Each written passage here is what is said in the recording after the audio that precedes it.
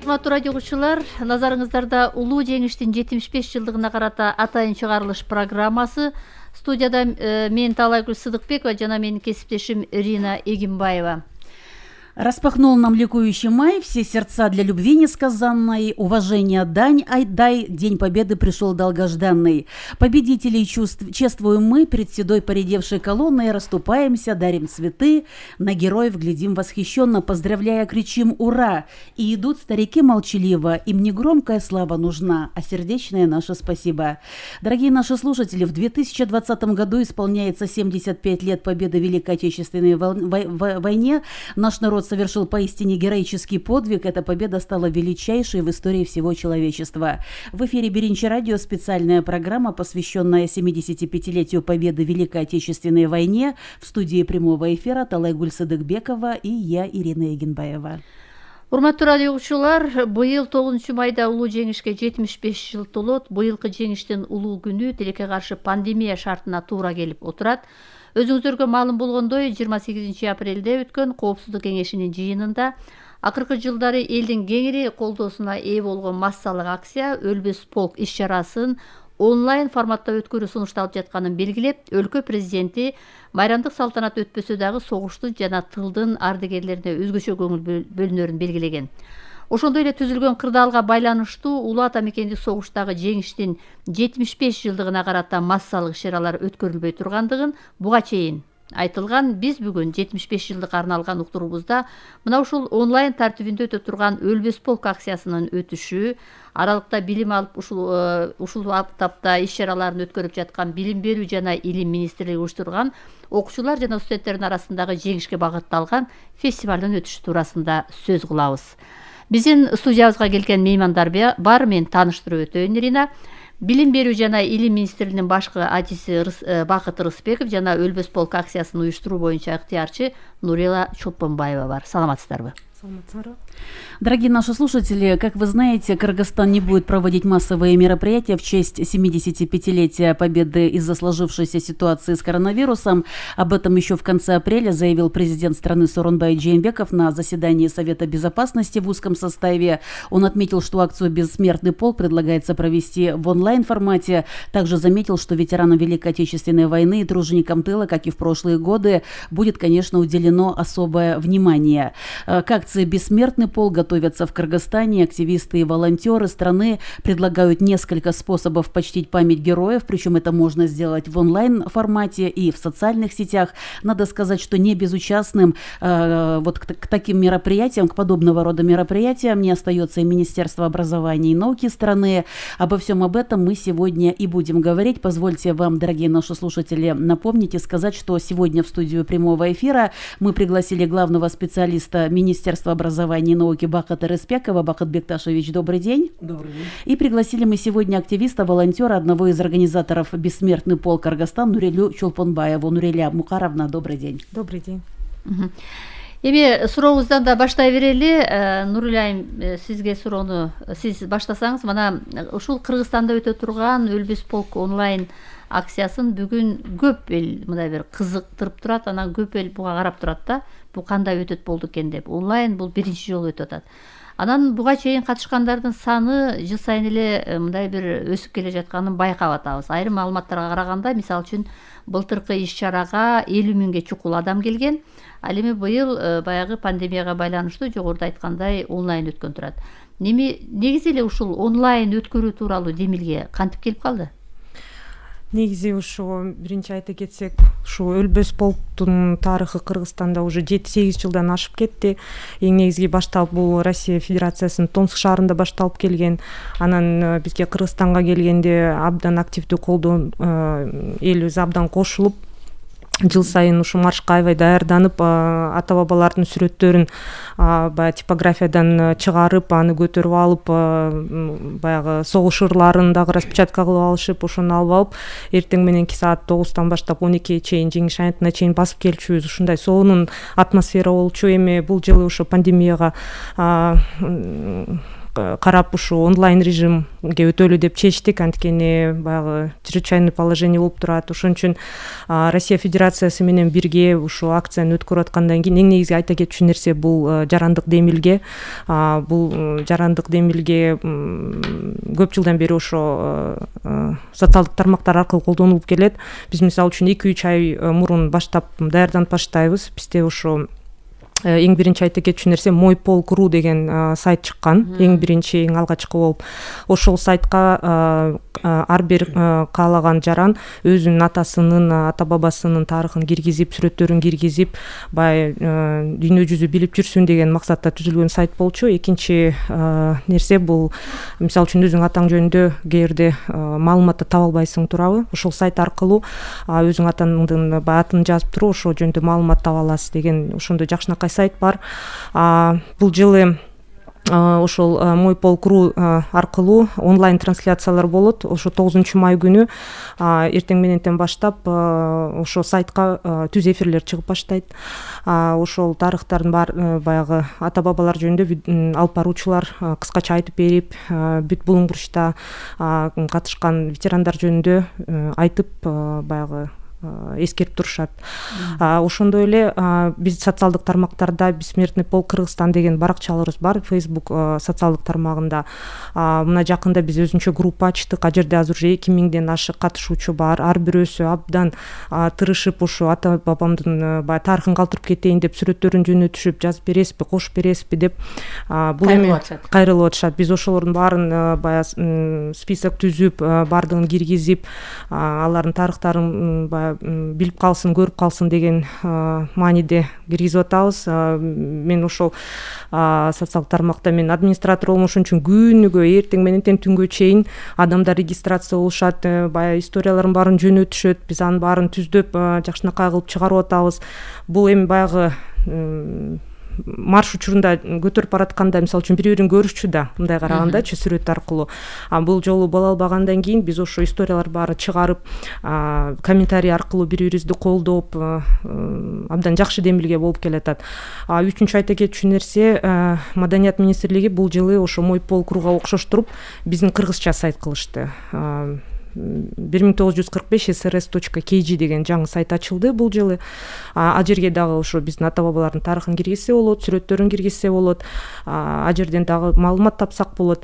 Эң негизги айта кетчү нерсе, ушул 9 майда саат 12-де биз ушинтип бир флешмоб сыяктуу өткөрөлү деп атабыз. Баарын ошого үгүттөп атабыз. Саат 12-де терезелерди ачып, ата бабалардын жана распечаткалган сүрөттөрүн чыгарып алып, День Победы деген ырды коюп, баардыгыбыз эскерип, эстеп, жанда эч ким деле колдобосо деле өз демилгебиз менен кылабыз деп кичинекей мындай флешмоб өткөрөлү деп атабыз. Ошондо жанагы Өлбөс полк акциясына катышкан өлкөлөрдүн баардыгы тең, бүт баардыгы тең ошол нерсени кылышат да. Андан кийин Маданият министрлиги менен сүйлөшсөк, трансляция болобу деп сурасак, азыркыга чейин билине элек дейт. Балким кечирээк дагы айта кетишер. ТВ трансляция болсо да жакшы болмок да, баягы илгеркидей адаттай болуп.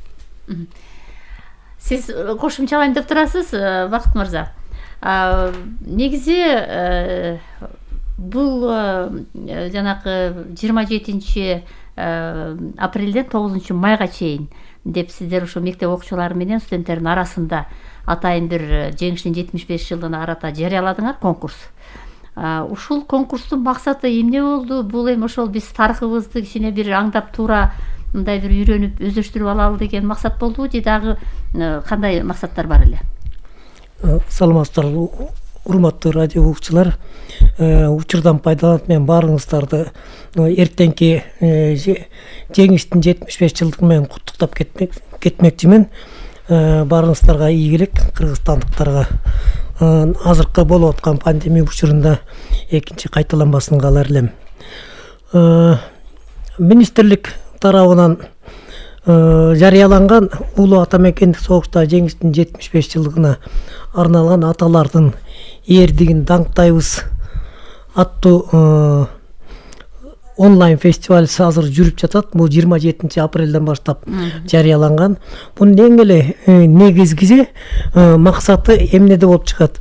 Бул фестивалдын максаты биринчиден улуу ата мекендик согушта жеңишке салым кошкон ата бабаларыбызды жана энелерибиздин эрдиктерин даңктоо, ардагерлерге улуу муунга карата сый урматты, сыймыкты калыптандыруу, ошондой эле окуучулардын мекенчилдикке жана атуулук сезимин өнүктүрүүдө элдердин достугун, ынтымагын, биримдигин бекемдөө үчүн окуучулардын интернационалдык тарбиясын жакшыртуу жана ошондой эле патриоттук сезимди тарбиялоо максаттарды көздөгөн. Андан сырткары мундагы бирден бир максаты, фестивалдын максаты эмнеде болуп атат? Окуучулардын арасында таланттуу балдарды издеп таап чыккан. Мындан сырткары дагы ал өзү негизи кошулган эмес, бирок ойлоп көрсөк, бул жерде окуучуларды азыркы жаңы санариптик технологияларга, жаңы компьютер технологияларга да билбеген окуучуларды ата энеси менен азыр үйдө отурган учурда ата энеси менен байланышып, ата энеси менен жок биригишип, класс жетекчилер менен, мугалимдер менен байланышып, ошол жаңы технологияларда үйрөнүүсүндө болуп атат. Маселен, эң эле жөнөкөй айтып кетчү нерсе, бул жерде окуучулар жаңы технологиялар деген кантип монтаждаганды, кантип видео жазмалар жазганды, ошолорду үйрөнүп атышат да, ошо үйүндө жатып алып да. Ошол дагы эң чоң плюс жактары бар да. Рахмат, урматтуу радио угуучулар, сиздер 75 жылдыкка арналган улуу жеңиштин 75 жылдыгына карата биздин түз эфирдеги атайын чыгарылышыбызды угуп жатасыздар. Биздин программабыз эки тилде өтүп жатат, андыктан сиздерди кызыктырган мына ошол онлайн түрүндө өтүшү, өлбөс полк акциясы туурасында дагы сурооңуздар болсо, биздин программага катышсаңыздар болот. 39 21 90 39 19 33 телефондору азыр биздин программага иштеп жатат. Дорогие наши слушатели, хотела бы озвучить и назвать телефоны прямого эфира 39 21 90 и 39 19 33. Ну и хотелось бы сейчас к вам обратиться, Нуриля Мукаровна. Вот вы активист, вы волонтер, вы один из организаторов Бессмертного полка Кыргызстан. Мне сейчас вот что интересно, почему именно вы решили присоединиться к этой акции? Только ли из-за того, что вот что двигает вами? Только ли то, что вот вы отдаете дань, уважение своим родственникам, которые воевали в годы Великой Отечественной войны? Ну, вообще, это на самом деле наша история, мы на ней выросли, это большое чувство патриотизма, любви, и хотелось бы, чтобы это все не забывалось, чтобы мы помнили. И когда впервые акция Бессмертного полка прошла по улицам нашего города, я впервые, на самом деле, тогда еще не понимала, насколько это важно и нужно. Я просто, увидев потом фотографии, увидев масштабы, потому что уже в первый же марш, в первое же шествие приняли участие более 10 тысяч человек, и это было очень красиво. Для меня это, я просто со слезами на глазах, как и поется в этой песне, настолько во все это вникала. Хотела бы рассказать о том, что, к сожалению, оба моих родных дедушки не смогли принять участие в войне по различным причинам. Вот. Но для меня большим примером и светлой памятью являются оба дедушки моего супруга. Чекиров Муса, например, будучи совершенно молодым, добавив, как и все в то время делали, 2 года к своему возрасту, ушел на фронт, и, к сожалению, через 3 года о нем вообще ничего не стало слышно. Где-то в Минске его следы затерялись. Потом уже впоследствии, благодаря вот этому сайту мойполк.ру, мой свекр нашел информацию о дедушке, нашел захоронение, фотографии. Это было просто для нас величайшее событие. Также хотела бы отметить еще одного своего дедушку, Акназаров Курчубек. Мы вот в прошлом году, к сожалению, он покинул этот мир. О его подвигах можно бесконечно говорить. Я думаю, нашего эфира будет очень мало. Это такой величайший человек. Вот с тех пор, как я замуж вышла, и каждый день практически слышала истории от дедушки. Причем он мог, допустим, кратковременная память была уже слаба, потому что возраст 90 лет, но вот помнить все подробности того, как они сидели в окопе, как звали всех его сослуживцев, какие-то смешные истории, какие-то грустные истории, ранения и так далее, когда он все это рассказывает, невозможно просто равнодушно стоять. И мне хотелось вот какой-то вклад внести в то, чтобы мои дети, внуки не забывали эту историю. И когда появился Бессмертный полк, и когда вот это вот все соединилось, моя личная эмоция, мы решили поддержать. наблюдать, и огромным количеством волонтеров на протяжении уже нескольких лет мы каждый год поддерживали шествие Бессмертного полка. Более того, мы выкладываем истории на своих личных страницах, поем песни, сочиняем стихи. То есть мы на самом деле пытаемся очень-очень это продолжить и привить. И такой вопрос. Вот в вашей семье или в семье вашего мужа вот есть памятная реликвия или, может быть, памятная вещь, связанная с Великой Отечественной войной? Конечно, сохранились и ордена, медали, сохранились письма, которые они писали с фронта. То есть вот на самом деле, когда ты все это видишь и слышишь, отношение совершенно другое. И пока дедушка был, мы старались его записывать. У нас все его истории, они записаны. Есть много фильмов об Акназарове, которые можно было видеть. Поэтому это на самом деле величайшая реликвия для всей семьи. Ирина, бизде азыр телефон чалуулар болуп жатат. Биз суроолорун кабыл алып коелу. Сиз байланыштасыз, угарман. Жанагелимов Төрахан. Угуп атабыз сизди.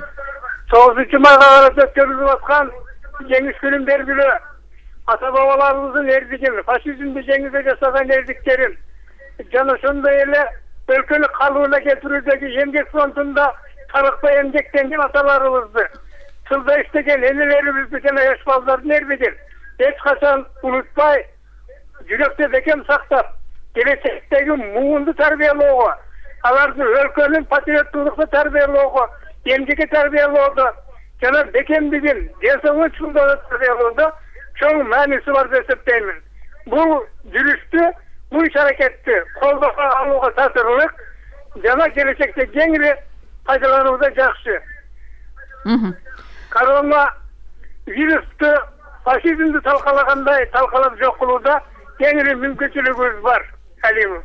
Рахмат сизге, биздин программага катышып бизди угуп атканыңызга. Нурия Мукаровна, менде дагы суроо бар. Мына кийинки угарман чыккан чакта мен суроо берейин. Ушул Советтер Союзунун мурунку өлкөлөрү бул ушул жүрүштү баягы онлайн өткөрүүгө азыр даярданып турушат, мына эртең башташат.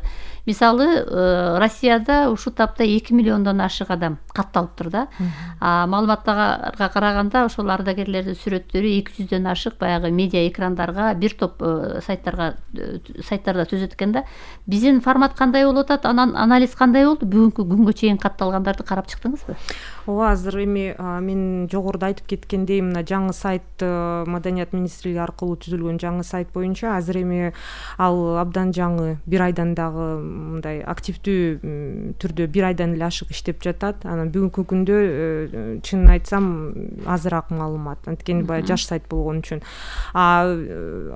Тескерисинче Facebook социалдык тармагында азыр ушунчалык көп регистрация болуп атышат, баардыгы жазабыз деп. Азыр мисалы үчүн биз баракчаны ачканыбызга бир 3-4 эле күн болду. Ошо 3-4 күндүн ичинде уже 2000ден ашык тарых жүктөштү. Улдары болобу, неберелери болобу, ушундай жылуу сезимдер менен жүктөп суранып, мени да кошуп коюңуз, түнкү 12 болобу, ошондо дагы жазышып, суранышып, эртең кечейин дагы көбүрөөк кошулат окшойт. Эми ошо сайттарга катталгандарды сиздер баягы Facebook баракчаларына дагы коесуздар да. Ооба. Эми бизде бир угарман бар экен, Ирина бизден суранып атат, биз угабыз сизди. Угуп атабыз сизди. Саламатсың балам. Саламатсыз. Журналист кызым, такыр биз чыкпай калдык радиого. Мен бул эми 80ден ашкан апаңармын мен. Тиги онайын сонайын деп эле атпайсыңарбы? Аны түшүнбөйт экенбиз. Тиги менде соткалар бар, жана Медеком, Сетеком деген. Анан аны кандай чыгат, эмне чыгат, эмне экенин билбейт экенбиз. Менин суроом силергечи баса койбой тура тургула, мен Сталиндин сүрөтү менен чыгайын дедим эле.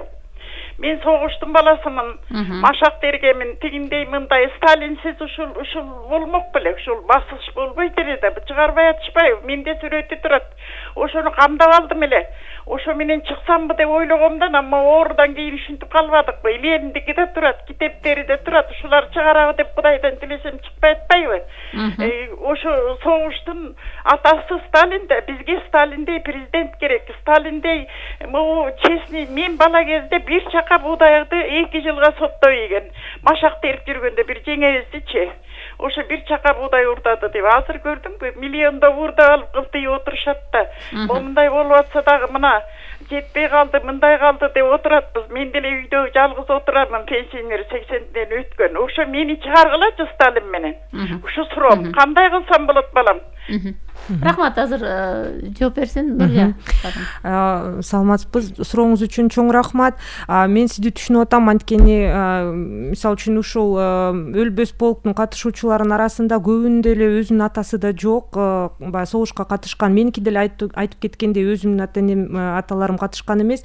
Сиз мисалы үчүн Сталиндин болобу, Лениндин болобу каалаган сүрөтүңүздү көтөрүп баягы чыксаңыз болмок да, эгерде биз муну баягы жандуу түрдө өткөргөн болсок. Азыр онлайн деп атканыбыз ошо сиз соткам бар дедиңиз, ошон үчүн балдарыңарга, неберелериңерге айтып, Facebook социалдык тармагына кирип, алардын баракчалары бар окшойт деп ойлойм, анткени азыр көбүнүкү бар. Ошол жака кирип, прямой эфир деген жакшы кнопочкасы бар. Ошол прямой эфирге өзүңүз чыгып, жана сүрөт менен, балдарыңар менен, небере менен ушу бизге айтып кеткен каалоо тилектериңиздин баарын айтып чыксаңыз болот. Аны миңдеген адамдар көрөт. Ошол биринчиси, экинчиси мен айта кеткендей, moypolk.ru деген сайт бар. Ошол жерге дагы өзүңүздүн баягы билген, өзүңүз атаңыз катышпаган болсо дагы тууган тушкандардын катышкан болсо ошолордун тарыхын киргизсеңиз болот. Ошол жерге өзүңүздүн ой пикириңизди жазсаңыз болот. Эми тилекке каршы онлайн режим деген ошондой баягы кичине кыскартып коет экен да, баягы биздин каалаган кыла турган нерселерибизди. Азырынча аргасыз ошондой баягы демилгеге келдик. Бакыт мырза, сизге мындай суроо мына азыр социалдык тармактарда ушул тапта карасак, миңдеген жаш балдар ушул видео баяндар менен чыгып жатат да. Өздөрүнүн кээбилери ошол өздөрүнүн чоң таяталарын айтып атат, айрымдары болсо ошол бизге белгилүү болуп калган согуштун жанагындай баатырларын чыгарып атышат, Улуу Ата Мекен согуштун. Алар кантип тандалып жатат? Кантип тандайсыздар? Бул өзү министрлик ушул фестиваль жарыялап атканда бүт баардын калыстар тобун, уюштуруу комитетин баарын уюштурганда, анан кийин негизинен алганда кантип уюштурулуп, кантип тандалып жатат. Бул жобо менен бекитилген фестиваль. Бул фестивалда айта бериңиз. Бул фестивалда жобо менен бекитилген өзүнүн ошолор тандап алуу критерийлер бар да, ар биринин.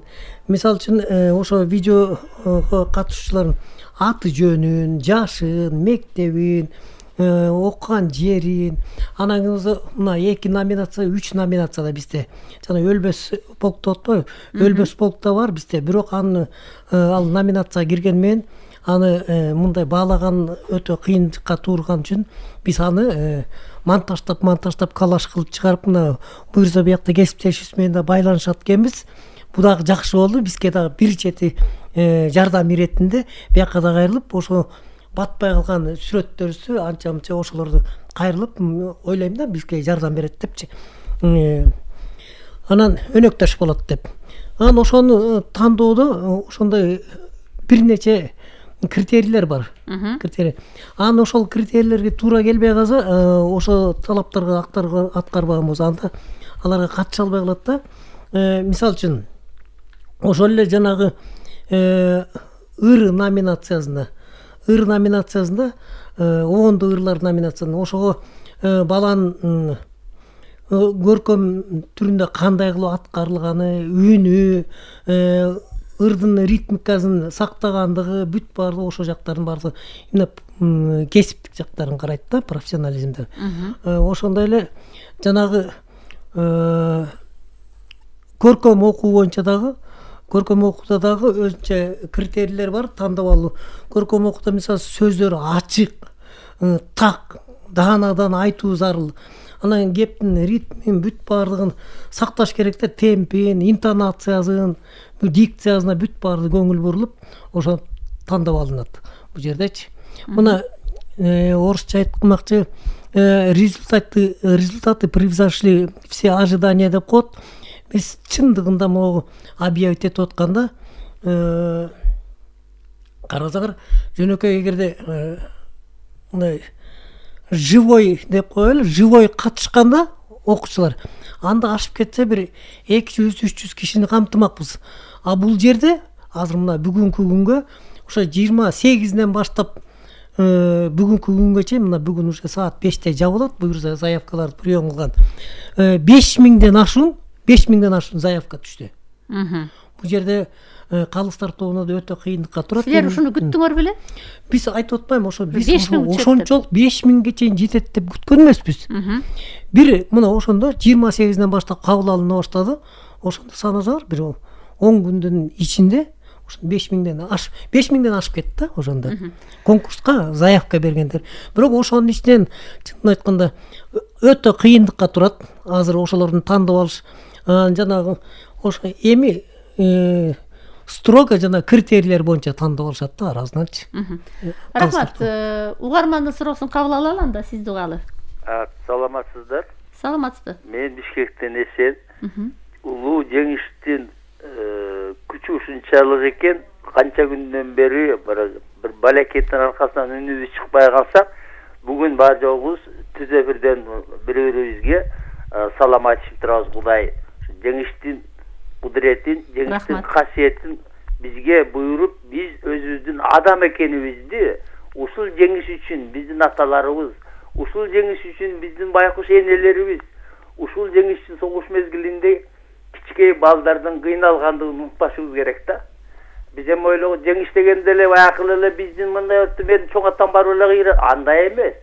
Чолпонбай баш болуп бул жердеги төрөлгөн ымыркай балдар бечаралар тоже ыйлап туруп кыйналышып согуштун катышууларынын ошол мезгилде жашагандарын уккандары бар да. Ошол мезгилде балдар да ый дегенди унутуп калган, ый дегенди билбеген балдар чоңойгон. Биз ошолорду аяп, ошолордун сезимдерин урматтап, ошолордун колубуздан келчи адамча мамиле кылганга биз милдеттүүбүз да. Анан эми шарт ушундай болуп калды, жанагы онлайнда өткөргөндө биз менин атыман эмес, андай эмес. Биз ошону бар жогу биздин атыбыздан, Кыргыз деген элдин атынан өткөрүш керек. Себеп дегенде Чолпонбай Төлөбердин тиякта эсебин жазылып турат Днепрдин боюнда. Сен өзүңдүн элдиң менен элиңди даңктаңыз деп. Эгер биз жеңиш тууралуу бир нерсе кылсак, биз өзүбүздү эмес, Кыргыз деген элди, Кыргыз деген мамлекетти даңктагандын аракетин кылыш керек. Ошону түшүнө турган мезгил келди. Ошону түшүнбөй турган үчүн мондай касапеттер башталып атат. Ошон үчүн жеңиш күнү дагы бир жолу бизди бириктиргенге гана чакырсын. Мен монду кыйратып атам, министерство тияка чегеде туруп алат деген ой болбош керек. Биз мамлекеттин тегерегинде, мамлекет менен гана бирдикте болгондо гана биз Кудай бизге түз көзү менен карайт. Ошону эч качан унутпашыбыз керек. Ылайым жеңиш күндөрү көп боло берсин, жакшылыктар боло берсин. Кыйынчылыктардын бар жолун жеңгенге биринчиден Манастын арбагы жардам берсин, экинчиден улуу Теңир бизге жардам берсин. Тынч бололу. Рахмат. Рахмат, урматтуу радио угуучулар. Биз дагы абдан кубанычтабыз сиздердин үнүңүздөрдү укканыбызга. Албетте бул күндөрдө артта калат. Биз дагы өзүбүздүн ушул жай турмушубузга кайтып келип, сиздер менен түз эфирде дайыма ушинтип сүйлөшүп турабыз.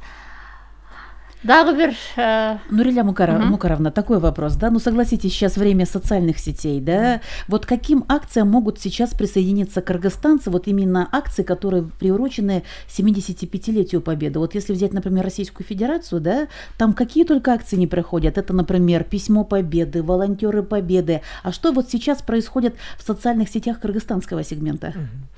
У нас тоже очень много различных акций проходит. И вот сейчас как раз хотела присоединиться к своему коллеге по поводу конкурса. У нас тоже проводятся конкурсы среди детей на лучшую военную песню, письмо дедушки и так далее. Очень много частных инициатив.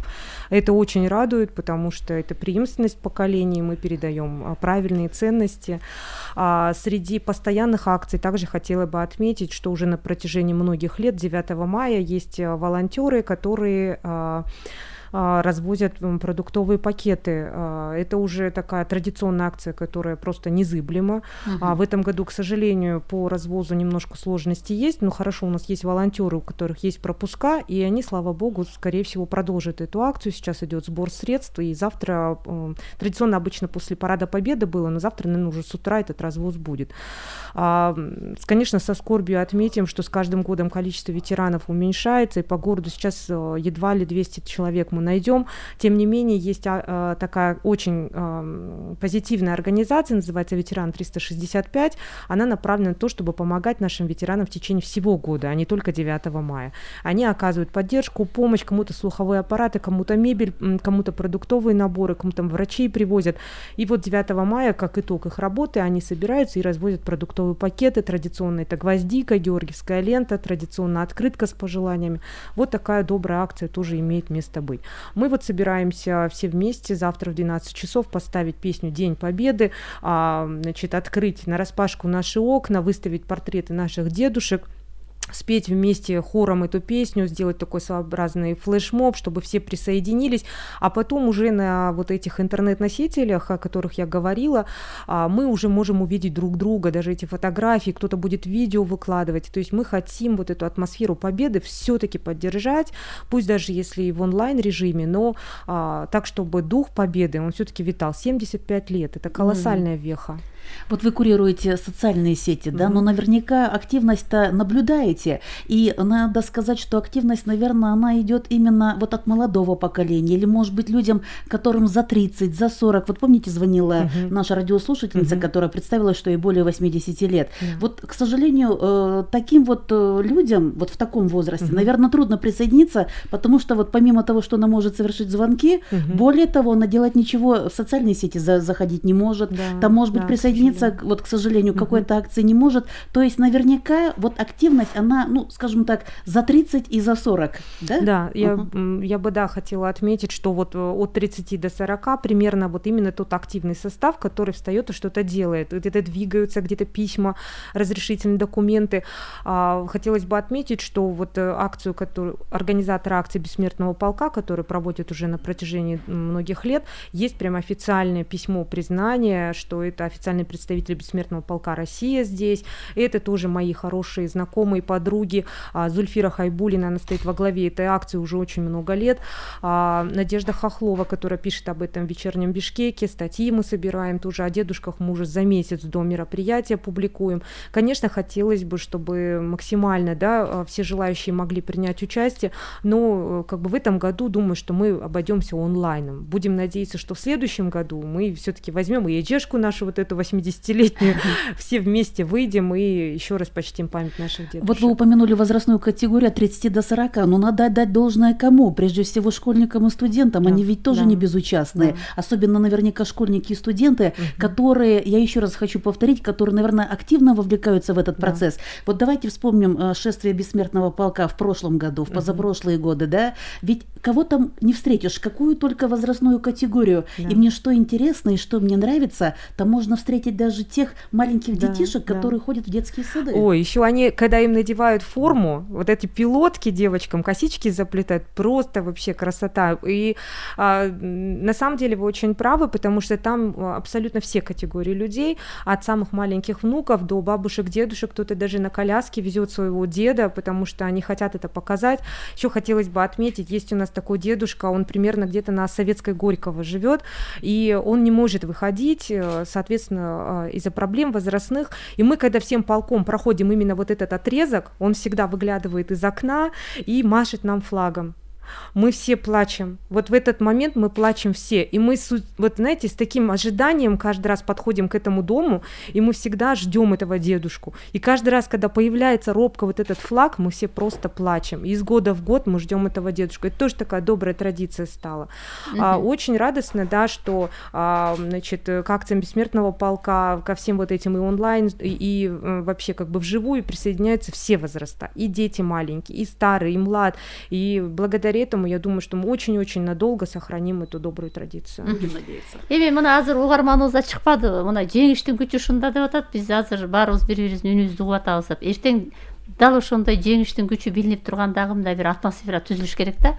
Нуралим, жана Иринанын бир жакшы башында суроо болду. Ошого сиз жооп берип атпайсызбы? Мына бир нече жылдан бери ыктыярчы болуп ушуну уюштурууга катышып жатам депчи. Анан жылдан жылга баягы коом муун мындай айтканда өзгөрүп атат, өзүбүз байкап атабыз. Анан өлбөс полк жүрүшү эч ким жанагы эч нерсе унутулбайт деп ушундай бир уран менен чыгып атабыз. Негизи айтсаңыз ушул жеңиштин мааниси, согуштун жыйынтыгы, бул ошол нерселер Кыргызстандын жарандарына кандай таасир берди деп ойлойсуз? Эми эң баягы айта кетчү нерсе азыр каалашынча эле баягы бүгүн Бакыт байке деле кошуп коет болуш керек. Азыр тарыхты каалашынча эле тигиндей жазат, мындайынан жазат, провокациялар абдан көп болуп атат. Ошол эле жеңишти деле башка жагынан көрсөтүп, баягы тескери мамиле чакыртып атышат да. Биз ошолорду көрүп абдан жүрөгүбүз ооруйт да. Кандай ушунча жылдан бери жеңиш деп келип жүрүп, анан кийин азыркы бир модага берилишип же кандай болуп атат, же өз жакка тартышып атабы, билбейм эмнеге карата ошондой нерселер деле пайда болуп атат тилекке каршы. Бизге деле кандай терс комментарийлерди көбүнчө жазат. Эмнеге кыласыңар, канча киши өлгөн, силер ушу бекер эле кылып атасыңар деген нерсени көп жазышат. Ушул өлбөс полктун эң негизги ушу баягы кошкон салымы ушу биздин тарыхты баягы биз кичине кезден бери үйрөнүп келген, так ошо бүт баарын билген Советтер Союзунда үйрөткөн тарых менен ошо менен жүрөбүз деген нерсе да. Именно өлбөс полк ошо катышкан адамдар, ар бирин ошолордун ниеттери, күткөн нерселери, максаттары ошонун баардыгы биригип, биз ошо провокациялардын баарын жеңип алабыз деген баягы тилектебиз да.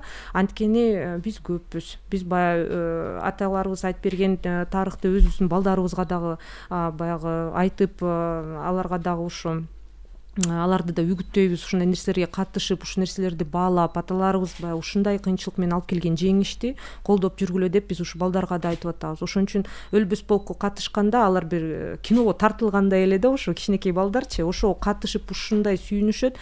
Ошон үчүн менин баягы ишеним терең, ушуну колдоп көтөрүп кетише алат деп. Эми жанагындай эртеңки жана сиз ошо расмий тилде да айттыңар, ошол атмосфераны мына эртең 9 май келет. Ошону кантип сезебиз? Сиздер тараптан кандай иш болот? Мына бул онлайн түрүндө болуп атат. Сиз жана айттыңыз, биз ошол терезелерди ачып, мына бүгүн биздин улуу жеңишке, ушул касиеттүү күнгө мына 75 жыл толуп атат депчи. Эми биз эртең мененден баштап өзүбүздүн баягы социалдык тармактагы баракчаларыбызга куттуктоолорду жазып, согуш ырларын жүктөп, эскерүүлөрдү жазып, баягы кайра өзүнүн ата бабаларыбызга таазим этип, эртеңден баягы эми онлайн болгон үчүн ошо социалдык тармактарда эле болуп калып атабыз да азыр. Ошо куттуктоолордон баштайбыз, анан 12-де баарыбыз чогулалы деп кайра үгүттөйбүз. Эми биздики мындай да баягы интернетти негизинен ушу шаар жакта эле колдонушат да, ушу баягы эже да чалып айтты го, региондордо негизи мындай азыраак да. Ошон үчүн силерге чоң рахматымды айтам, ушу биринчи радио аркылуу региондордун баары угуп, балким ушу бизге кошулуп, эртең саат 12-де ошондой биздин маракеге кошулабы депчи, ошондой флешмобкочу терезелерди ачып, ошо ырды коюп, шаңдуу, кимдин мисалы үчүн үйүндө формалар болсо ошону дагы кийип алышып, сүрөткө түшүп, баарын жүктөп чыгарып чыгса болушунча социалдык тармактарда эртең массалуу түрдө ошо сүрөттөрдү, ырларды жүктөйбүз деп ошондой ойдобуз да. Буюрса ошондой. Рахмат.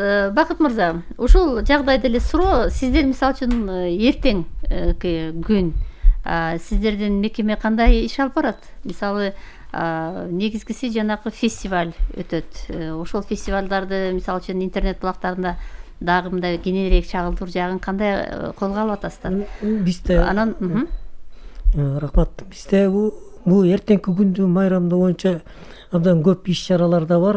Биздин мына министрликтен гана сырткары, бир эле министрликте эместен ар бир мектептин өзүнүн, ар бир райондун, ар бир мэриянын, региондордун чөлкөмүндө өзлөрүнө тиешелүү уюштурулган иш чаралары бар.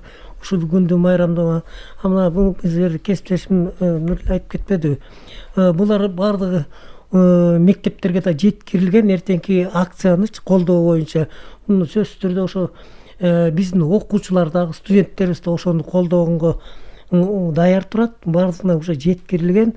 Эртең буюрса 12-де жакшы өтүп кетсе, анан сырткары булар дагы көбүнчө ошо райондордун ичинде мурда 9 майда ар бир жерде ушундай фестивалдар, парадтар, демонстрациялар уюштурулчу эмес беле. Мына тилекке каршы быйыл гана ушундай болуп калат, бирок ошондо дагы эчтемкени ошону билгизишпестен ар кимиз өз үйлөрүндө, мектептерде дагы ичинде мүмкүнчүлүгүнө жараша ушундай фестивалдарды ар кандай флешмобдорду уюштуруп өлбөс полкторду дагы мектептердин ичинде уюштуруулар жүрүп атат да.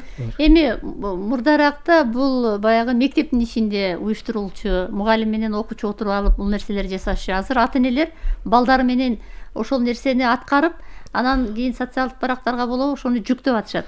Ушул аракети кандай бааланып атат эми? Ушул аракети азыр мындай болуп атат да. Жанагы биз тарых сабагы бар да, ата мекендик тарыхы деген, Кыргызстандын тарыхы. Ошол тарых сабактарынан дагы ушу именно согуш жөнүндө берилген тематика бар да, бөлүмдөр. Ошо бөлүмдөр дагы өзүнчө бөлүп алып туруп телевизорлорун тартып баргандай дистанттык формада окутууларды пайдаланып, ошого көбүрөөк көңүл буруп, балдардын ошо тарыхты унутпастыгына, баягы согуш жөнүндө көбүрөөк маалымат берип, ошондой иштер жүрүп жатат да азыр. Дорогие наши слушатели, хотела бы напомнить, что у нас в студии прямого эфира сегодня находится главный специалист Министерства образования и науки Бакыт Рыспеков. Бакыт Бекташевич, вот по поводу конкурса, да, вот моя коллега Талай Гулярыповна чуть ранее сказала, что с 27 апреля стартовал прием заявок, да, и после 10 мая вы будете уже эти заявки рассматривать и подводить итоги, да. Вообще вот в чем заключается цель этого конкурса? Только ли в том, чтобы все-таки дать нашим молодым людям, вот опять же школьникам, студентам, дать понять, что все-таки есть история Великой Отечественной войны, да, то есть ее вот не надо переписывать, как вот многие же сейчас политики, историки говорят, надо ее переписать, многие говорят фальсифицировать. Вот цель этого конкурса, она в чем? Я выше сказал вот на кыргызском языке, главная цель этого конкурса воспитание чувства патриотизма среди молодежи. Потом прививать любовь к родине, потом, чтобы они не забывали историю свою, отечественную историю, и чтобы всегда помнили, что была такая война, которая унесла несколько миллионов жизней, и что в этой войне это победил великий советский народ, Советский Союз. Вот в этих целях. И еще одна цель – выявить одаренных детей, талантливых детей. Одна из целей тоже. Ну вот смотрите, вот вы сейчас принимаете заявки, но вы же, наверное, отслеживаете, вот эта заявка, например, Чуйской области, это Сожской области. Насколько сегодня вот в этот конкурс привлечены и активны регионы страны? Вопрос очень хороший. Кстати, по информации, сегодняшней информации, именно с регионов поступает больше заявок, нежели из городов. Допустим, из городов возьмем это самые большие города, наши Бишкек, Ош, Жалалабад, Каракол. Но именно из регионов, из районов больше поступает заявок, нежели это Бишкек и Ош. А бул эмне үчүн ошо региондордон көп келип атат? Кандай дейсиз? Антсын биз региондордон кайсы жерде мисалы үчүн регион болгондо? Жок, биз аны бөлөпбүз, но болгон бөлдүк да. Бишкектен мен келип аткан сурадым, Бишкектен көп экен же аймактардан. Аймактардан көбүрөөк болуп атыптыр да. Булардан жакшы. Азырынча биз бөлгөн жокпуз. Бул Чүйдөн мынча келди, Баткенден мынча келди, Нарында мынча келди, пока бөлүнө элек. Бул деген жана возрастной категория менен каралат да. Возрастной категория менен каралат. Ошон үчүн гана биз аны региондор боюнча, аймактар боюнча бөлбөйбүз да. Бул абдан жакшы көрүнүш, Ирина. А вот итоги конкурса вы подведете наверняка в мае, может быть, в середине или в конце, или после конца пандемии, да? Нет. А вот члены жюри кто? Политики, это депутаты. Я отвечу на этот вопрос. Дело в том, что здесь уже и жюри есть. И именно и жюри, как такое политиков нет, но здесь есть деятели искусств, чисто такие нейтральные деятели искусств. Из это Министерства культуры, информации и туризма тоже есть. Оттуда специалисты. Допустим, из нашего министерства только по одному специалисту. Остальные все сборные. И причем в чем разница работы этих жюри? Вот самое интересное, они тоже работают в дистантном формате, онлайн формате. Им вот эти материалы, вот, допустим, там по 100, по 150 отсылают на почту, электронную почту, на WhatsApp отправляют, и они оттуда отбирают и ставят это тоже на общее обозрение. Ставят, и потом они голосуют. Вот, а в принципе сейчас жюри, члены жюри, Уже друг друга не знают. Друг друга не знают до сих пор. Вот в чем эта разница. Но, как я понимаю, этот конкурс для школьников и студентов. А как же, вот, например, быть с теми, кто ходит в детские сады? Вот помните, мы с Нурилей Букаровной говорили о том, что вот когда идет шествие бессмертного полка, можно увидеть и маленьких деток, да, вот одетых вот в эту форму, в пилотках. А вот какой-то конкурс для детских садов. Я понял. Нет, здесь включаются и детские сады. Исключительно. И детские сады включительно. Но у студентов, для вузов, студентов вузов объявлен отдельный, совсем другой конкурс. Но тоже приурочен к 75-летию. 75-летию. Рысбек Бекташевич, мына сиз айттыңыз 5000дей келип калды депчи, Бакыт Бекташевич. Bunun баарын тең баалап карап чыкканга бир топ убакыт кетсе керек. Мына сиз айтып атасыз, ар бир ошол жюрилер алардагы онлайн түрүндө алардын баарын карап чыгышат. Аларды тандалгандан кийин, мисалы үчүн, кандай алардын эмгеги бааланат? Сыйлыктары кандай? Тандалгандан эми сыйлыкты биз үчүн кичине купуя сыр болуп турсун, бирок абдан жакшы сыйлыктар бар. Жақсы сыйлықтар бар. Азыр мен айта албайм. Айтсам анда bunun чындыгын айтканда кызыгы да кетип калат да. Кызыгы кетип калат. Буну берет турбай, уже билип алгандан кийин баягы мисалы үчүн 8 мартта, жолу 23 февралда бири-бирибизге балдар кыздар. Негизи сыйлыгы бар деп айтып коюшубуз керек да. Сыйлыгы бар. Жок, сыйлыгы да абдан жакшы сыйлыктар. Жөнөкөй эле мынтип бир открытка берип коюп, жолубуз бир калем, салем берип коюш эмес. Жакшы эле баалуу сыйлыктар да. Окуучулар үчүн бул абдан баалуу болуп саналат. А вот при том, вот как вы будете учитывать первые, вторые, вообще призовые места, на какие, скажем так, признаки или вот на что именно вы будете обращать внимание? Там же не зависит на русском языке, на кыргызском, да? Там, на что? Вот именно. Там приоритет в чем? Нет, есть критерии оценивания. Вот именно. Вот, допустим, возьмем номинации, да, стихотворение о войне, о победе. Вот две номинации основно будут оцениваться. Это песни о войне и о победе, патриотические песни, и стихотворение. Там обязательно номинанты, то есть участники, они должны назвать полностью название произведения, автор этого стихотворения или песни, потом полностью назвать свою фамилию, имя, отчество, школу, где учатся, какой класс или сколько лет, вот полностью после этого. Вот одно из требований, чтобы жюри легче было оценивать. Потом там по критериям, первым делом, например, стихотворение, интонация, произношение, на вот эти все критерии будут обращать внимание. Там есть еще видеоролики, каким голосом, это детский голос или какой голос, все это, на все будет мелочь обращаться внимание. Это входит в критерии оценки. Потому что 9 критериев отбора. Эми бизге дагы WhatsApp аркылуу жазып аткандар бар экен.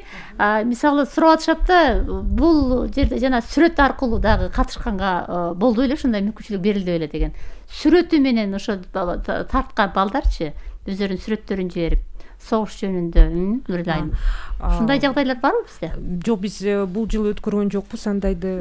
Негизи биз божо өлбөс полк боюнча эле өткөргөн чараларга жооп бере алабыз. Мисалы үчүн андан башка деле абдан көп организациялар ар кандай конкурстарды уюштурууда, балким ушул жерде деле болгондур. Анткени социалдык тармактарда сүрөттөрдү көрүп атабыз. Балдар ушу согуш темасына, жеңиш темасына сүрөттөрдү тартышыптыр. Билим берүү айтып кеткендей, ооба, жерде балдар ырдап татышат, кичинекей спектакльдерди коюп, кечөө бир 15 жаштагы бала жакшынакай ролик тартыптыр. Ошондо көрдүк, өздөрү баягы жеңиш жөнүндө, анан согуштан кайтып келген баягы күткөн, баягы эненин күткөн эмеси жөнүндө абдан сонун роликтер тартып атышат. Ушундай эң негизги баягы бизди кубандырган нерсе, ушу 15-16 жаштагы балдар ушондой нерселерди тартып жатса, анда алардын аң сезимине абдан жакшы нерселер ушу. Бакыт мырза, силер карадыңыздар болуш керек ушул нерсени? Жок, ошо видеороликтер бүгүн конкурстун бир шарттарына кирип кетет. Балдар өздөрү жасап атыптыр да. Өздөрү жазып атышат. Аларга да өзүнчө карап чыгышат анын видеороликтерди. карабачы. Анан муну кызыктыруучу деп койго, поощрительный. Ошондо поощрительный пристер бар. Алардан жакшы эле каралган поощрительный пристер делечи. Анан аларды как такой оценивать этпесек дагы сөзсүз түрдө ошолордун баардыгын чогултуп, калаш кылып, же болбосо дагы мына нурлаларга буйрса кайрылабыз, анан кут билим гезитине, анан ар кайсы соц тармактарга да ошону чыгарабыз деген сөзсүз түрдө. Бир дагы ошо 5000'ин ичинен да бир дагы материал мындай кароосуз калбайт да, сөзсүз түрдө бир социалдык тармактардын бирине. Жанагы сүрөтү менен катыша тургандар барбы сиздерде ошондой конкурс? Анткени сурап атпайбы? Бар. Бар, видеороликтерди берип атышпайбы? Аларды сүрөттөрүн тартып, жанагы өздөрүнүн колдору менен тарткан алардын. Сүрөтчүлөр колдор менен азыркыда жок. Ал буйрса эми мына 1-июнь жакындап келатат, ошондо дагы бир конкурстар жарыяланат. Кол менен сүрөт. Мы рисуем на асфальте, ушундай неме конкурстар көп жарыяланат. И такой вопрос, Нурилия Мукаровна, вот вы отметили, что завтра в 12 часов состоится флешмоб, да? Но флешмоб это что значит? Когда люди собираются и идет так называемое шествие, правильно говорю? Но сейчас... Нет, но сейчас в условиях пандемии, наверное, вы этого делать не будете. Вот немного вот поподробнее расскажите. Я почему говорю? Потому что все-таки режим самоизоляции, карантинное время, поэтому надо наверняка одевать маски и брать все вот эти дезинфицирующие средства, если, конечно, вы собираетесь провести. Ну, на самом деле, да, по идее, когда флешмоб происходит в классическом его понимании, тогда собираются люди, конечно, в каком-то обозначенном месте, в какое-то время, и все что-то одновременно делают. Но сейчас в условиях цифровизации и так далее мы переходим на флешмобы именно цифровые. Очень много флешмобов прошло у нас в социальной сети Facebook с периода пандемии. 2 месяца мы сидели в карантине, не знали уже, что делать, и пекли хлеб, и все на свете. Вот. И, соответственно, это все как уже вошло в определенную такую традицию, скажем даже так. Поэтому мы как бы понимаем, да, что, возможно, не достигнем вот того прям огромного эффекта, который мы ждем. Тем не менее, мы очень надеемся, что завтра, 9 мая, в 12 часов дня, мы все с вами откроем окна, поставим нашу замечательную песню «День Победы». В исполнении она есть и Льва Лещенко.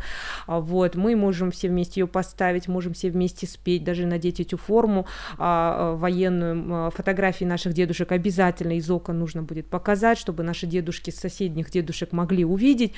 Вот. Конечно же, вы очень правы, надо соблюдать меры предосторожности, обязательно маску, наверное, потом обязательно продезинфицировать руки. Вот, это очень важно и нужно, потому что, ну, мы не хотим, да, чтобы эта пандемия продлилась еще больше, впереди тоже столько, очень много праздников.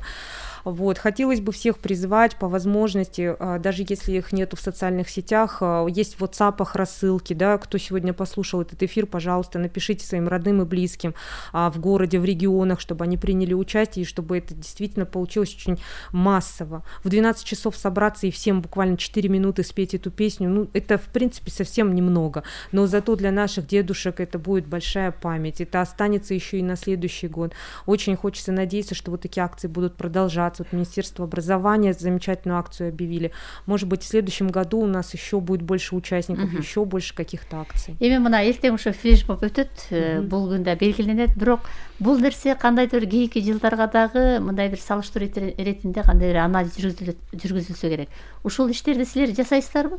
Анализ обязательно бүгүн 9 майда өткөрүп койдук деп отуруп калбайт да. Бул нерсенин аркасында кандай жумуштар болушу мүмкүн? Биз болсо, мисалы үчүн, жыл сайын ошо баягы марш өткөндө биз катышуучулардын санын саначубуз, кайсы жерде канча чыкты деп. Кээ бирде абдан ушу биз жана региондорду айтып кетпедикпи? Абдан кубандык, өткөн жылы Ош менен Караколдо ушундай көп адам чыгыптыр. Абдан кубандык. Анткени негизи эле биз шаар деп эле борбор Бишкекте деп чыгып атат дегенде мындай деп, анан кийин мисалы үчүн сүрөттөрдү тартканда информ маалымат агентстволорунда ушу Бишкек эле чыктı да в основном. Өткөн жылы ошо региондор кошулуп, Каракол, Ошто кошулду, абдан баягы саны көп болду. Биз ошол катышкандардын санын эсептейбиз. Канча адам баягы атасынын тарыхын кошуп, баягы сайтка канча адам дагы көбүрөөк киргизишти, канча адам ошо сайт аркылуу өзүнүн атасы жөнүндө маалымат табышты. Бүт бардыгын аналитика кылабыз. Ошого карата биздин сайтка баягы поддержка болот. Баягы Мой полк.ру аны мисалы үчүн Россия Федерациясынын президенти колдоп берет. Баягы аны деле содержать эткен баягы операторлор керек, баягы адамдар иштейт анын аркасында дегендей. Ошол жыл сайын ушуну аналитика кылабыз, анан эң негизги ошо бизде дайым баягы дем берип турган нерсе жыл сайын катышуучулардын саны көбөйүүдө. Эшикке чыгабызбы же сайтка жүктөгөндөрдүн эмесиби, бирок саны чын эле көбөйүп келатат. Бакыт Бекташевич, биздин эфирибиздин аягына чыгып баратабыз, ошондуктан айта турган сөзүңүз бар. Кыскача гана айтып коеюн, анткени кээ бирлер жетише албай калып аткан, биз 2-3 гана телефонду бергенбиз, WhatsApp номерлер берип, анан мына көпчүлүктүн суроолору боюнча дагы бир 3-4 телефонду кошконбуз.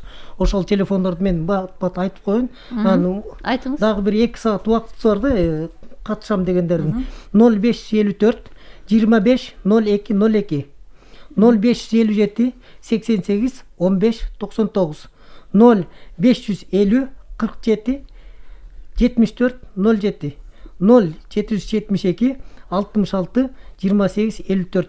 Ушул телефондорго, WhatsApp'тарга дагы жетишип каласыздар, дагы салсаңыздар болот.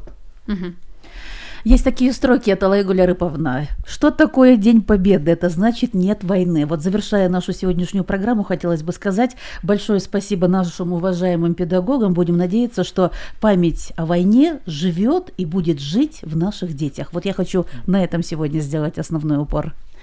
Урматтуу радио угуучулар, анда бизге берилген убакыт аягына чыкты. Сиздер жеңиштин 75 жылдыгына карата атайын чыгарышка ортоктош болдуңуздар. Биз бүгүн эртең күтө турган ушул онлайн режимдеги Өлбөс полк жанында, ошондой эле Билим берүү жана Илим министрлиги уюштурулган студенттер менен окуучулардын арасындагы жеңиштин 75 жылдыгына арналган фестиваль туурасында сөз кылдык.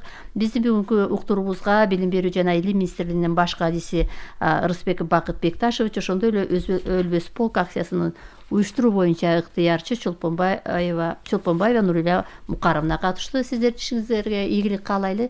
Чоң рахмат. Жерге бизде согуш болбосун, элибиз тынчтыкта жашасын, ушул пандемиядан дагы аман эсен чыгып кетели. Чоң рахмат силерге.